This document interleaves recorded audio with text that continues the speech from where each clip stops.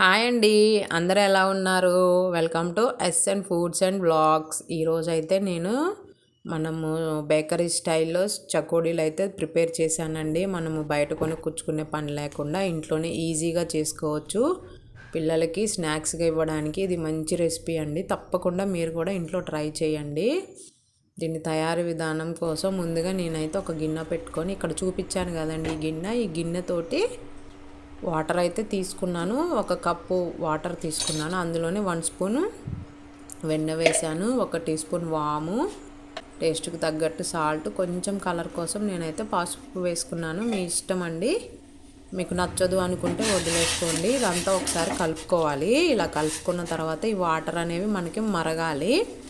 ఇలా మరిగిన తర్వాత నేను 1 కప్పు వాటర్కి 1 కప్పు మైదా పిండి తీసుకున్నానండి. దీన్ని మొత్తం వేసుకొని మనం ఉండలు లేకుండా కలుపుకోవాలి.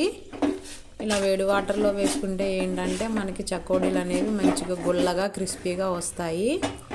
ఇలా కలుపుకోండి. ఇలా కలుపుకున్నప్పుడు ఒకసారి అయితే చూసుకోండి పిండి అనేది లూజుగా ఉందా గట్టిగా ఉందా అనేది. మనం అలానే వదిలేస్తే తర్వాత మళ్ళీ మనకి ఇవి అనేవి మంచిగా రావు. నాకు ఇక్కడ కొంచెం లూజుగా ఉందని నేను 1 2 స్పూన్స్ మైదా అయితే యాడ్ చేసుకున్నాను.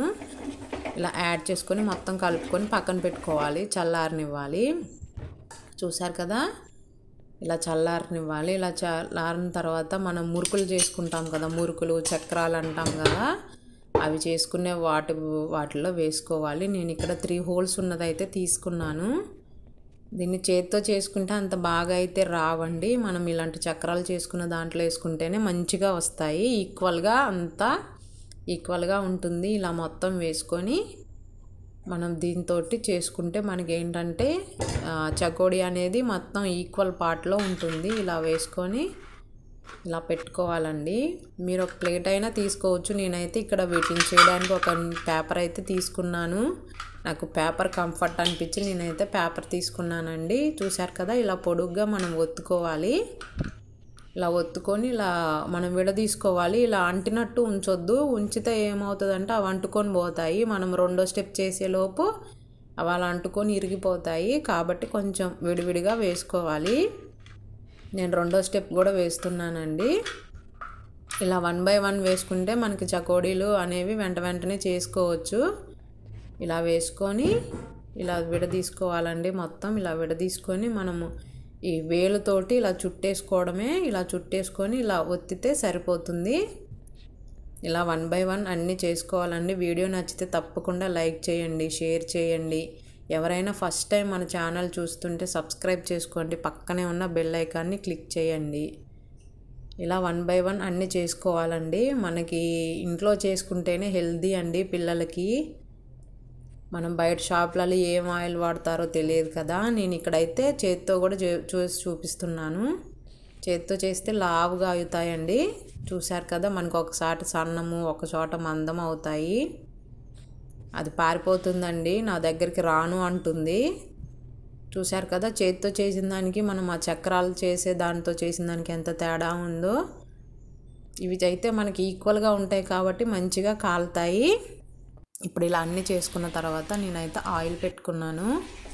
కొంచెం హీట్ అయ్యేదాకా ఉండి ఇలా చేసుకున్న వాటిలన్నిటిని కొంచెం వేసుకోవాలండి. ఫస్ట్ అయితే ఆయిల్ని హై హీట్ చేయండి, తర్వాత సిమ్లో పెట్టేయండి. అలాగే హైలో ఉంచితే మనకి పైన కాలుతాయి కానీ లోపల అనేవి మెత్తగా ఉంటాయి. ఇలా హై అయిన తర్వాత సిమ్లో పెట్టండి.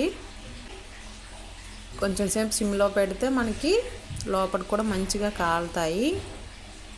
ఇలా ఒక 1 మినిట్ తర్వాత ఇలా ఒకసారి తిప్పుకోండి. ఇవి వేగడానికి అయితే కొంచెం టైం పడుతుంది. ఇలా మొత్తం అయితే తిప్పుకోవాలి. ఇలా తిప్పుకొని ఒక 1 or 2 మినిట్స్ అయితే మనకి పైన రెడ్ కలర్ వస్తే సరిపోతుందండి. కొంచెం వేసుకుంటూ చేసుకోండి. మరీ ఎక్కువ వేస్తే ఏంటంటే ఖర్చుకొని పోతాయి. మనం తీసుకునే ఆయిల్ని బట్టి మనం క్వాంటిటీ వేసుకోవచ్చు. ఇలా చూసారు కదా, ఇంకొక 2-3 మినిట్స్ అయితే సరిపోతుంది. నేను ఇక్కడ పసుపు వేసుకునేసరికి కొంచెం నాకు పచ్చగా కనిపిస్తున్నాయి. ఇలా అయిపోయింది కదా, చూసారు కదా, ఈ కలర్ వస్తే సరిపోతుందండి. మనకి అవి కాలినట్లు ఎలా తెలుస్తాయంటే మనం అలా తిప్పేటప్పుడే మనకి సౌండ్ వస్తుంది. చూసారు కదా, ఈ వీడియో అయితే మీకు తప్పకుండా నచ్చుతుంది. ఇంట్లో